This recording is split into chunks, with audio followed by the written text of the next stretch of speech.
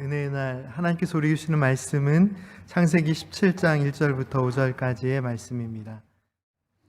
아브라함이 99세 때에 여호와께서 아브라함에게 나타나서 그에게 이르시되 나는 전능한 하나님이라 너는 내 앞에서 행하여 완전하라.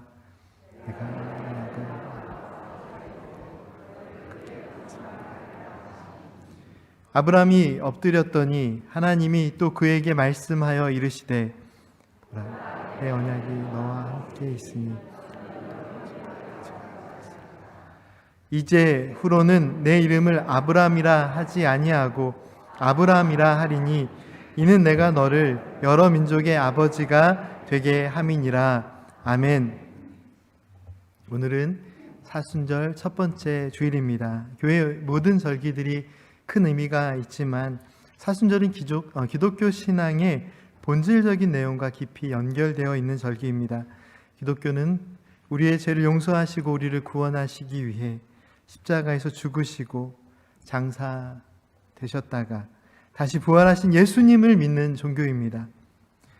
그리고 사순절은 주님의 십자가의 사랑과 고난을 깊이 묵상하면서 회개와 경건의 삶을 실천하는, 또한 하나님의 은혜를 깊이 생각하고 삶에 적용하는 은혜의 시간입니다. 하나님께서 우리의 삶에 베풀어 주신 그 은혜를 믿음으로 고백하는 사순절의 의미 속에서도 확인할 수 있지만, 기독교 신앙은 하나님의 사랑과 은혜에 대한 바른 믿음의 고백과 언제나 함께 있어야 합니다.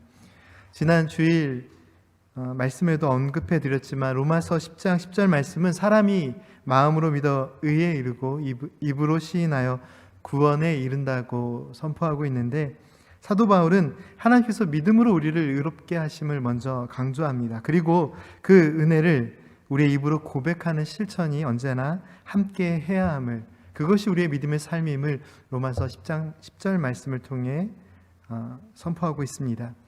지난 수요 예배 본문 말씀인 에베소서 2장 말씀을 기억하십니까? 너희는 그 은혜에 의하여 믿음으로 말미암아 구원을 받았으니 이것은 너희에게서 난 것이 아니요 하나님의 선물이라. 이 말씀이 선포하고 있는 바와 같이 믿음으로 말미암아, 믿음 자체도 하나님의 선물이고 믿음으로 말미암는 구원도 하나님의 선물입니다. 그 어떤 것도 우리 자신에게 시작된 것은 없습니다. 이 말씀이 선포하고 있는 바와 같이 우리의 믿음도 하나님의 구원도 오직 하나님의 선물입니다. 우리의 신앙은 하나님께서 주신 그 은혜를 통해 믿음으로 구원을 받고, 또한 그 은혜 안에서 믿음의 고백을 통해 하나님을 찬양하고 예배하는 삶이 되어야 합니다.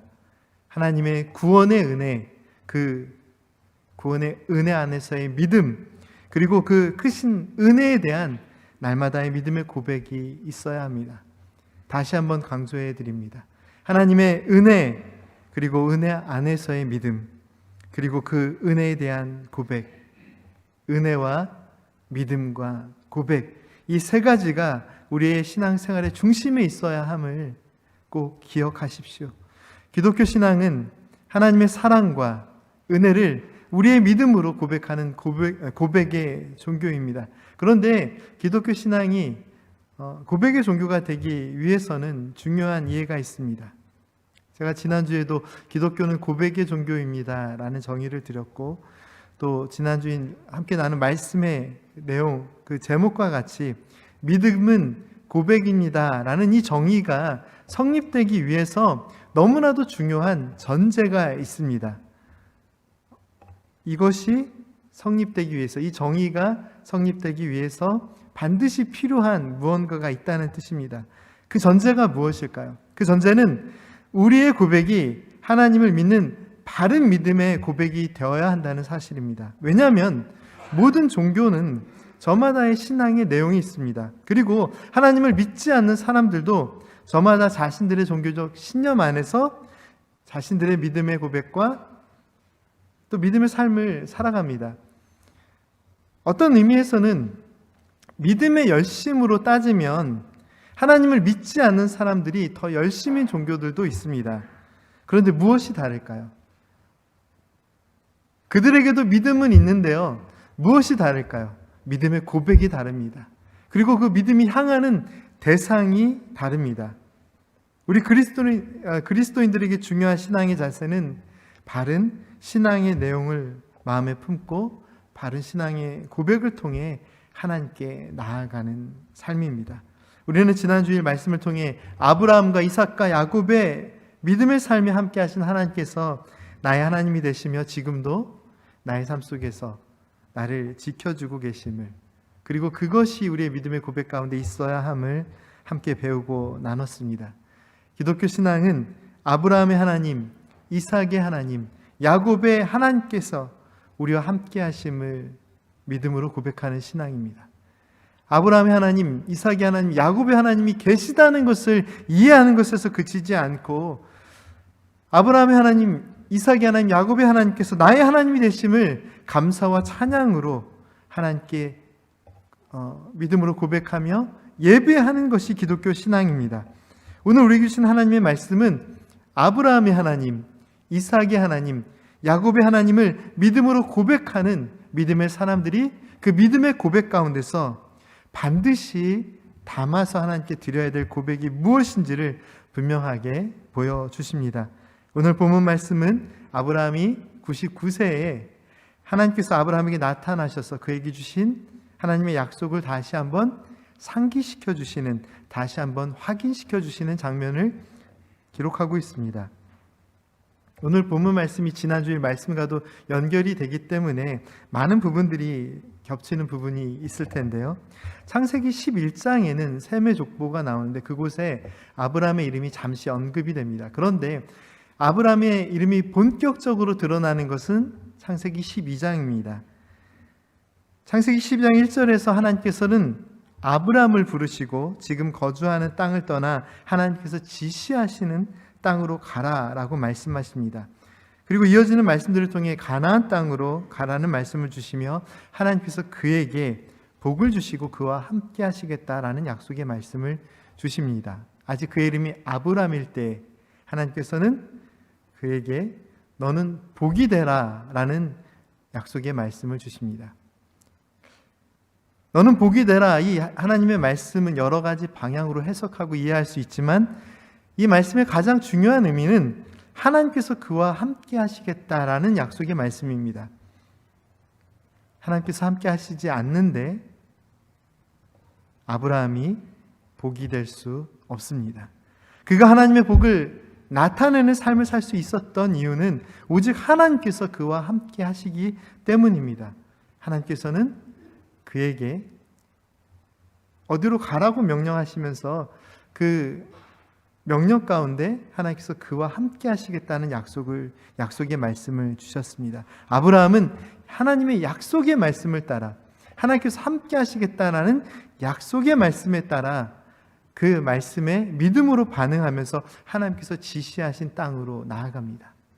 아브라함의 믿음을 보면 그의 믿음이 큰 것은 맞지만 그의 믿음의 방향이 아주 분명했습니다. 하나님께서 부르시고 함께 하시기 때문에 부르시고 함께 하시는 하나님을 바라보며 하나님께서 말씀하시는 방향을 향하여 나아갑니다. 창세기 12장에서 아브라함이 고향 친척 아버지의 집을 떠난 나이가 75세였다라고 기록되어 있는데 오늘 본문 말씀인 창세기 17장 1절 말씀에서 그의 나이는 어느새 99세가 되었습니다. 그리고 하나님께서는 99세가 된 아브라함에게 다시 한번 하나님의 약속의 말씀을 확인시켜 주십니다. 오늘 본문 말씀 4절과 5절 말씀을 다시 한번 읽겠습니다. 보라, 내 언약이 너와 함께 있으니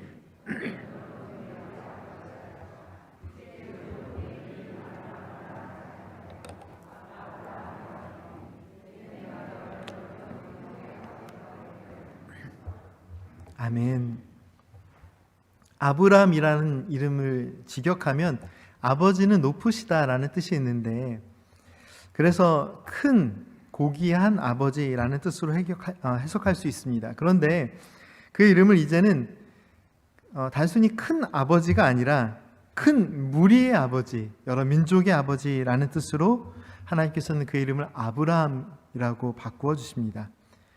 아브라함이 여러 민족의 조상이 된다는 뜻이 무엇일까요? 아브라함이 여러 민족의 조상이 되어서 우리의 민족의 조상이 된다라는 뜻이 아니라 아브라함이 모든 믿음의 조상이 됨을 의미합니다. 믿음의 사람 또는 믿음의 조상 아브라함에 대해서 신약 성경에서 아주 분명하게 자세하게 설명해 주는 부분이 있는데 바로 그 말씀이 로마서 4장 말씀입니다. 로마서 4장 말씀을 보면 사도 바울은 로마서 4장 전체 말씀을 통해서 아브라함의 믿음을 중심으로 믿음의 삶과 하나님의 약속의 말씀이 무엇인지를 설명해 주고 있습니다. 사도 바울은 아브라함이 단순히 이스라엘 사람들의 조상이 아니라 모든 하나님을 믿는 사람들의 조상이 됨을 강조합니다. 그런데 사도 바울이 이 아브라함이 모든 믿는 사람들의 조상이 됨을 강조할 수 있었던 이유가 있습니다. 그것이 무엇이냐면 아브라함이 믿음으로 의롭다 하심을 받은 사람이기 때문입니다. 로마서 4장 2절과 3절 말씀을 한번 읽어볼까요? 만일 아브라함이 행위로서 의롭다 하심을 받았으면 자랑할 것이 있으려니와 하나님 앞에서는 없느니라. 성경이 무엇을 말하느냐? 아브라함이 하나님을 믿음에 그것이 그에게 의로 여겨진 바 되었느니라. 아멘. 아브라함도 그리고 우리도 오직 하나님의 은혜로 하나님을 믿음으로 의롭다 여김을 받았습니다. 그리고 오늘 본문 말씀은 믿음으로 의롭다 여기심을 받은 그 믿음의 사람들이 은혜 안에서 그 믿음의 사람들이 가장 우선적으로 고백해야 할 신앙의 고백이 무엇인지를 아주 분명하게 보여주십니다. 본문 말씀 17장 1절 말씀도 함께 다시 읽겠습니다. 아브라함이 99세 때에 여호와께서 아브라함에게 나타나셔서 그에게 이르시되 나는 전능한 하나님이라 너는 내 앞에서 행하여 완전하라. 아멘. 이 말씀 속에서 우리는 우리의 신앙의 삶 속에서 가장 우선적으로 드려야 할 믿음의 고백이 무엇인지를 확인할 수 있습니다. 그 고백이 무엇입니까?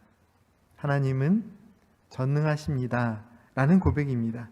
하나님께서는 아브라함에게 하나님께서는 전능하신 하나님이심을 가르쳐 주십니다. 아니 엘 샤다이 나는 전능한 하나님이다 라고 말씀하십니다. 우리가 하나님께 대한 믿음의 고백을 드릴 때 어떠한 믿음의 고백을 드려야 할까요? 하나님께서 하나님을 전능하신 하나님으로 가르쳐 주십니다.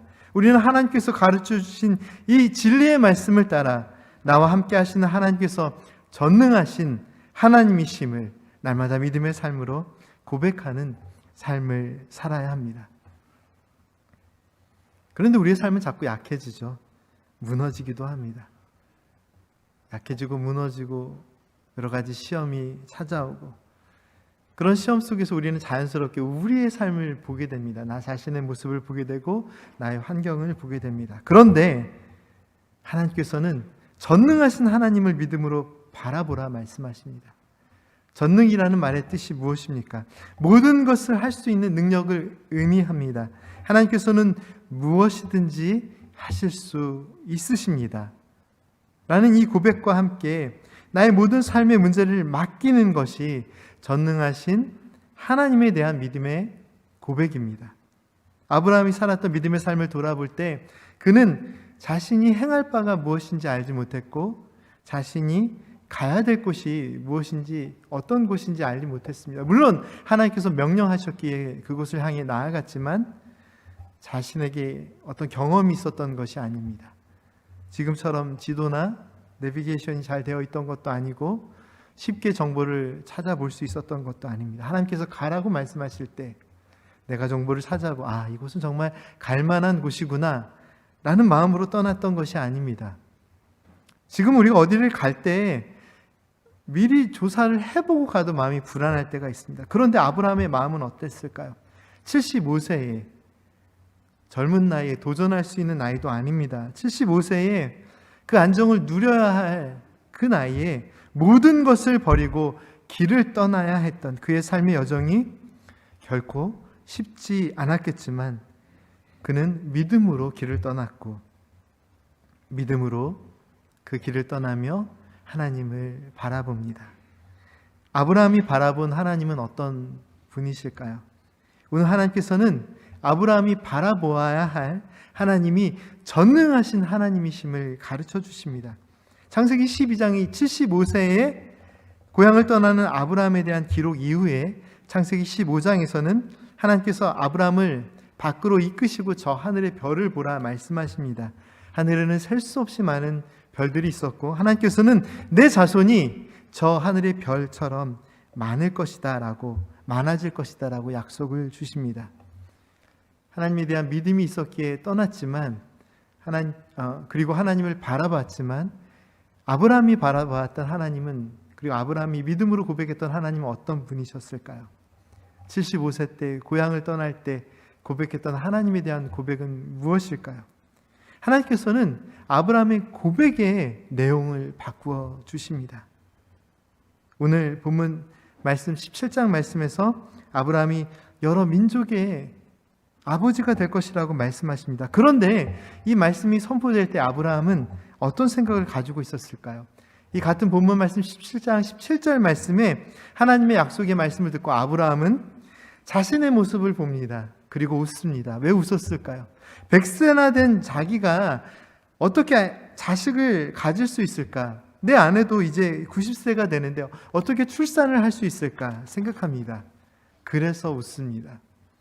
자신의 모습 속에서 하나님의 약속이 있었지만 그것은 불가능하다라고 생각이 되어서 그래서 웃었습니다. 하지만 하나님께서는 그러한 아브라함을 향해 나는 전능한 하나님이다 말씀하시며 전능하신 하나님에 대한 믿음을 가져야 함을 가르쳐 주십니다. 우리에게 믿음이 있습니다. 아브라함에게도 믿음이 있었습니다. 그러나 믿음의 사람 아브라함도 그 믿음의 방향이 잘못될 때 하나님의 약속의 말씀이 있음에도 웃게 됩니다.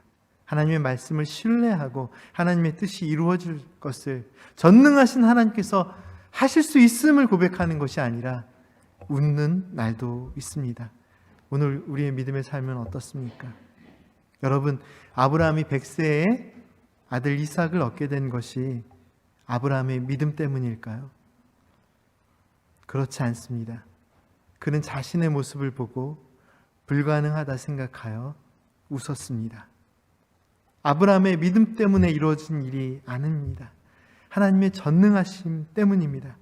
오늘 본문 말씀 다음 장인 18장 말씀에서 하나님께서는 다시 아브라함에게 나타나셔서 다시 약속의 말씀을 주십니다. 그런데 이번에는 사라가 자신의 나이든 모습을 바라보며 어떻게 했죠? 사라도 웃습니다. 속으로 웃습니다. 아브라함도 자신의 모습을 보고 불가능하다 생각하여 웃었고 사라도 자신의 모습을 보고 이것은 불가능한 일이다 생각하여 웃습니다. 그런데 하나님께서는 그들을 향해 무엇을 말씀하셨을까요? 창세기 18장 14절 말씀을 함께 읽겠습니다. 여호와께 능하지 못한 일이 있겠느냐? 기한이 이를 때에 내가 내게로 돌아오리니 사라에게 아들이 있으리라. 전능하신 하나님께서는 능치 못할 일이 없음을 알려주십니다. 왜 아브라함에게 나는 전능한 하나님이다 라고 말씀하셨을까요? 하나님께서는 아브라함과 사라가 자신 안에 있는 불가능을 바라보는 것이 아니라 하나님의 전능하심을 바라보아야 함을 가르쳐 주십니다. 그런 의미에서 믿음의 결단을 통해 길을 떠난 아브라함이지만 그 믿음의 길을 끝까지 인도하신 분은 오직 하나님이심을, 전능하신 하나님이심을 우리는 기억해야 합니다. 사랑하는 성도 여러분, 전능하신 하나님께서 우리와 함께 하십니다. 그리고 전능하신 하나님께서 우리의 믿음의 길을 인도하십니다. 이것이 우리가 드려야 할 믿음의 고백입니다. 우리의 삶 속에는 여러 가지 어렵고 힘든 문제들이 있습니다. 그리고 자꾸 그 어려움 속에서 우리들은 상황들을 보게 됩니다. 열심히 노력하며 살고 싶습니다. 그런데 자꾸 무너지는 일들이 생깁니다. 마음이 어려워지고 힘들고 시험이 듭니다. 네, 그것이 우리의 인생의 모습입니다. 하지만 하나님께서는 믿음의 사람들이 그 문제들 속에서 문제들을 바라보는 것이 아니라 그 상황을 바라보는 것이 아니라 나의 무능력을, 나의 불가능을 바라보는 것이 아니라 전능하신 하나님을 보아야 함을 말씀을 통해 가르쳐 주십니다. 아브라함의 하나님, 이삭의 하나님, 야곱의 하나님이라는 이 믿음의 고백의 중심이 무엇일까요? 아브라함의 하나님, 이삭의 하나님, 야곱의 하나님은 전능하신 하나님에 대한 믿음의 고백입니다. 전능하신 하나님이 계시지 않으면 아브라함의 믿음의 삶도, 이삭의 삶도, 야곱의 삶도 무의미한 삶입니다.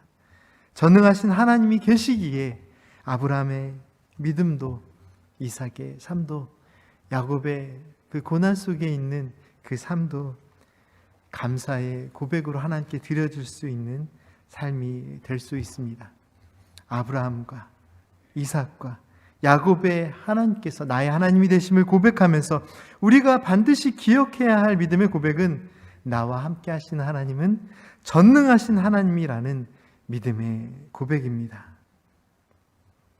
아브라함에게도 믿음이 있었지만 그가 끝까지 갈 수 있었던 진정한 힘은 자신의 믿음이 아니라 하나님의 은혜, 하나님의 사랑, 전능하신 하나님께서 함께 하셨기 때문입니다. 가장 높이 그리고 가장 멀리 나는 새에 대해서 들어보셨습니까? 알바트로스라는 새라고 합니다. 골프에도 알바트로스라는 용어가 있다고 하는데 저는 개인적으로 골프를 한 번도 쳐본 적이 없고 또한 관심이 없어서 이 골프 용어 알바트로스에 대해서는 잘 모릅니다. 근데 제가 일부에서 이렇게 말씀을 드리고 나서 한번 생각해 보니까 제가 골프를 한번 쳐봤더라고요. 그 미니 골프라고 아이들하고 이렇게 갔다가 골프채를 한번 잡아보긴 했습니다. 그런데 알바트로스가 어떤 의미를 가지고 있는지 잘 모릅니다. 그런데 제가 말씀드리고 싶은 거는 새에 대한 이야기입니다. 알바트로스라는 새에 대한 이야기인데요. 이 새는 유난히 큰 날개를 가지고 있다고 합니다. 그런데 이 새가 가장 높이 그리고 가장 멀리 날 수 있는 이유는 단순히 큰 날개가 있기 때문이 아니라고 합니다. 일반적으로 생각하면 큰 날개가 있기 때문에 멀리 높이 날아갈 수 있겠구나라고 생각할 수 있는데 또 한번 생각해 보면 그게 오히려 어려울 수 있겠다라는 생각이 듭니다. 날개가 크다는 것은 그만큼 날개짓에 많은 에너지를 소비해야 된다는 의미이기도 합니다. 이 새가 가장 높이 그리고 가장 멀리 날 수 있는 이유는 바람을 타고 날기 때문이라고 합니다. 바람을 불 때 그 바람을 타고 높이 날아가기도 하고 올라가기도 하고 또한 바람을 이용해서 아주 멀리 날아간다고 합니다. 그러니까 바람에 몸을 실어 날아간다라는 의미가 바로 이런 의미죠. 사람의 인생을 이 믿음의 삶을 새의 종류에 비유하여 설명하는 것이 결코 바른 이해는 아니겠지만 아브라함의 믿음의 삶을 생각할 때 이 알바트로스라는 새를 예전에 들었던 이야기가 떠올랐습니다. 이 새는 날개가 커서 비록 땅에 내려오면 날개가 너무 크기 때문에 오히려 뒤뚱거리며 우스꽝스러운 모습이 된다고 합니다. 그런데 하늘을 날 때에는 바람에 몸을 맡겨 그 누구보다도 높이 그 어떤 새보다도 멀리 날아간다고 합니다. 아브라함에게 있는 그 큰 믿음은 어떤 것일까요? 때로는 우리가 믿음 때문에 거추장스러운 삶을 살아가는 것처럼 느껴질 때도 있습니다. 내가 믿음이 없으면 차라리 마음 편하게 결정할 수 있는데 늘 믿음이 있어서 믿음 때문에 고민할 때도 있습니다. 아브라함에게 큰 믿음이 있었다라는 것은 어떤 의미일까요? 아브라함이 큰 믿음이 있었기 때문에 그의 날개짓이 더욱 힘찼을까요? 믿음이 있다는 것, 큰 믿음이 있다라는 것, 굳건한 믿음이 있다라는 것 분명 좋은 의미지만 때로는 그 믿음이 나의 믿음이 중심이 되면 오히려 그 믿음 때문에 더 빨리 지칠 수도 있는 것이 인간의 믿음의 모습입니다. 날개가 크면 오히려 몇 번의 날개짓으로도 더 힘이 들 수도 있습니다. 그런데 큰 믿음이 있다는 것, 그리고 큰 날개가 있다는 것, 언제 빛이 날까요? 이 새처럼 하늘을 날아갈 때 바람에 몸을 맡겨 큰 날개를 필 때 이 새가 멀리 그리고 높이 날 수 있듯이 우리의 믿음이 우리 자신의 날개짓에 초점이 있는 것이 아니라 우리로 저 하늘을 날게 하시는, 우리가 큰 믿음을 갖고 우리의 이 믿음을 필 때 하나님께서 우리를 날게 하시는 그 전능하신 하나님, 그 하나님께 우리의 삶을 맡길 때, 우리의 삶의 문제를 맡길 때 믿음의 삶은 더욱 빛날 수 있습니다. 믿음이 있다고 해서 어려움이 없는 것은 아니라고 늘 말씀드립니다. 그런데 믿음은 빛나는 삶입니다. 믿음이 있기에 빛나는 순간들이 있습니다. 언제 우리 믿음이 빛나야 할까요? 전능하신 하나님을 바라보고 전능하신 하나님과 함께 할 때 우리의 믿음의 삶은 빛나게 될 것입니다. 내 날개짓이 너무 힘들다고 느껴지지 않으십니까? 그 날개짓을 내려놓고 하나님께 우리의 마음을, 우리의 삶을 맡겨드리면 어떨까요? 사랑하는 성도 여러분, 인생이 지치고 힘든 순간일수록 우리는 여전히 우리의 날개짓이 부족하다라고 생각할 수 있습니다. 그래서 더욱 힘찬 날개짓을 다해 최선을 다해서 살아가고 싶은데 그게 잘 안 되시죠. 큰 날개짓에도 불구하고 때로는 그렇기 때문에 오히려 더 지쳐서 날아갈 수 없는 순간들이 우리에게 있지 않습니까? 바른 믿음의 날개짓은 내 힘이 들수록 더욱 쓰는 것이 아니라, 바른 믿음의 날개짓은 전능하신 하나님의 능력에 내 삶을 맡기는 것입니다. 바른 믿음의 날개짓은 내 삶의 어려움을 하나님께, 전능하신 하나님께 맡기는 것입니다. 하나님을 바라보십시오. 전능하신 하나님께서 함께 하심을 날마다 기억하십시오. 아브라함의 하나님, 이삭의 하나님, 야곱의 하나님은 전능하신 하나님이시며 전능하신 하나님께서 지금 이 순간도 우리와 함께 하십니다. 우리의 모든 삶의 문제를 하나님께, 전능하신 하나님께 맡겨드립니다. 기도드리겠습니다. 전능하신 하나님, 저희들의 믿음의 삶 가운데 하나님이 함께 하심을 감사드립니다.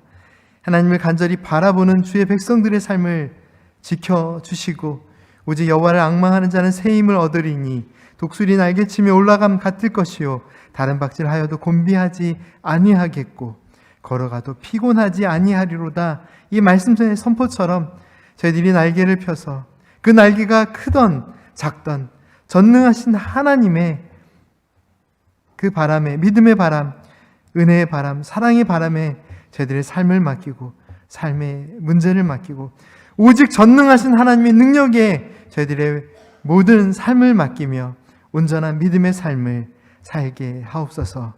예수님의 이름으로 기도드립니다. 아멘.